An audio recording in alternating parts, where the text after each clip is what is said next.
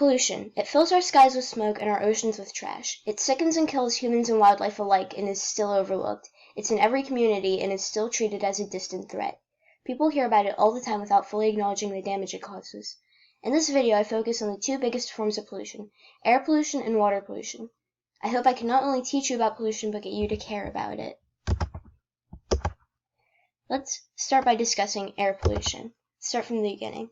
The sources. Air pollution has four main types of sources. The first type of source is mobile source. These are vehicles that pollute the air through emitting exhaust. This accounts for over half of air pollution, making it the most common source. Some common examples of mobile sources are cars, trains, buses, planes, and other forms of transport. Another type of air pollution source is stationary source. These are sources that release vast quantities of harmful chemicals into the air. Some examples of stationary sources are power plants, oil refineries, industrial facilities, and factories. The next type of air pollution source are area sources. These are similar to stationary sources. Usually they do not cause very much pollution on their own, but when you look at the amount of area sources, it becomes a major issue. Agricultural areas, cities, and wood-burning fireplaces are all area sources. Finally, there are natural sources. These don't typically create as much pollution as the other sources, but can still have serious effects. Natural sources include wind-blown dust, wildfires, and volcanoes. Now, let's get into the effects air pollution has on humans because it isn't pretty. Air pollution can put people at high risk for developing asthma. It also heightens your risk to have a stroke. Additionally, it can cause you to develop protein plaques, which can make you more likely to get Alzheimer's or Parkinson's. It can also cause brain inflammation.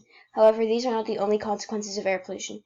Air pollution can have some dangerous neurological effects.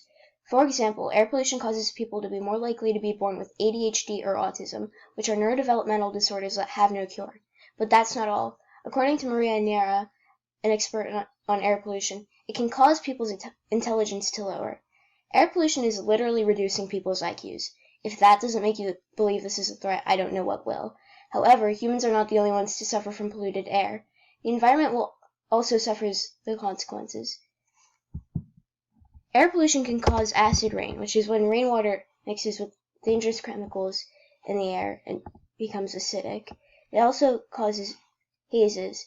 Hazes occur when sunlight mixes with pollution particles midair and makes the air appear cloudy. Ozone depletion can also be caused by air pollution. Ozone depletion is when the chemicals released in the sky react with the ozone layer of the atmosphere. The chemicals weather down the ozone layer, chipping away at it. This can cause holes to form in the ozone layer. We are literally tearing holes into the atmosphere. Finally, air pollution can cause the greenhouse effect. The greenhouse effect is when chemicals, especially carbon dioxide and methane, are released into the atmosphere in excessive amounts and cause the atmosphere to trap more heat. The heat trapped in Earth's atmosphere causes the surface to warm up, which can be extremely damaging, especially to colder environments such as the Arctic, where it's causing glaciers to melt and species to be threatened. Now let's move on to water pollution. Water pollution can come in many different forms. One type of water pollution is nutrient pollution. Nutrient pollution is caused by fertilizers releasing an excessive amount of nitrogen and phosphorus. This leads to eutrophication, or algal blooms. Algal blooms are when the algae in the water grows too much, and it uses up all of the nutrients, leaving dead zones in the water. The nutrient-starved water will struggle to support its ecosystem. Nutrient pollution is usually caused through agriculture because farmers often use fertilizers, making agriculture the leading source of pollution for rivers and streams. Another way water pollution occurs is wastewater. Wastewater is used water. Facilities designed to treat wastewater produce 34 billion gallons of wastewater every single day. However, 80% of wastewater is released back into the environment without ever being cleaned. It's also estimated that the treatment facilities accidentally release 850 billion gallons of unclean, polluted wastewater every single year. That means that approximately 17 trillion gallons of wastewater have been released in the 21st century.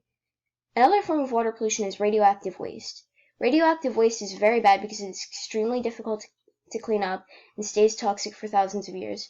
Radioactive waste is produced by uranium mining, nuclear power plants, military weapons, and experiments run by hospitals and universities for medicine research. Finally, another way we pollute our water is through oil pollution. The seas are polluted with 1 million tons of oil every year. The most acknowledged form of oil pollution is tanker spills, but those only make up 10% of all the oil pollution. Roughly half of all oil pollution comes from factories, farms, and cities. About a third the oil pollution comes from the shipping industry. Now that we've talked about the causes of water pollution, let's talk about the effects, because there are a lot. Although water pollution does not cause the same neurological damage as air pollution, it can still lead to some pretty detrimental diseases. According to the Natural Resource Defense Council, water pollution causes around 1 billion people to get sick every year. Water pollution can cause illnesses such as cholera, giardia, typhoid, Legionnaire's disease, hepatitis, pink eye, and skin rashes. However, humans are not the only ones affected by water pollution. As I mentioned before, water pollution can lead to eutrophication, which is algal blooms, and it causes algae to grow at an accelerated rate and drains the water of its nutrients. It also sickens and kills marine life. It can cause some aquatic animals to completely lose the ability to reproduce, which can threaten the populations of certain species. Marine debris such as plastic cans or plastic bags can suffocate marine animals. Additionally, the chemicals released can cause ocean acidification, which sickens and kills coral reefs and many aquatic animals. Even though people have done a lot of damage to the environment, there are still ways to get this under control. The United States Environmental Protection Agency actively seeks to regulate and cut down on pollution. They have the Clean Air Act, which sets standards on air quality and regulates the amount of hazardous emissions major sources are allowed to release. The Clean Air Act also helps to battle against noble sources by requiring that they all have emission control devices installed. Not only does the EPA help with air pollution, they also have the Clean Water Act. Like the Clean Air Act, the Clean Water Act sets up standards for pollution in surface water. One way the Clean Water Act helps regulate water pollution is by making it illegal for factories to dump their polluted waste into surface water without a permit. It also requires that factories pre-treat the harmful chemicals in their waste before releasing it into the environment. However, we cannot just rely on government agencies to stop pollution. There are simple steps you could take to cut down on how much pollution is produced. For example, instead of always riding your car, you could walk or bike to places. You could also use reusable bags in grocery stores instead of using plastic bags. A great way to fight against pollution is to clean up your community. Even though pollution is often treated as a distant outside threat, it is very prevalent in our communities. I went on a trash pickup in the woods near my house for about an hour. Even when I was walking along the nature path, I still found lots of pieces of trash. By the end of my pickup, my garbage bag was nearly overflowing. Keep in mind that this was over the course of an hour, and I walked probably less than a mile.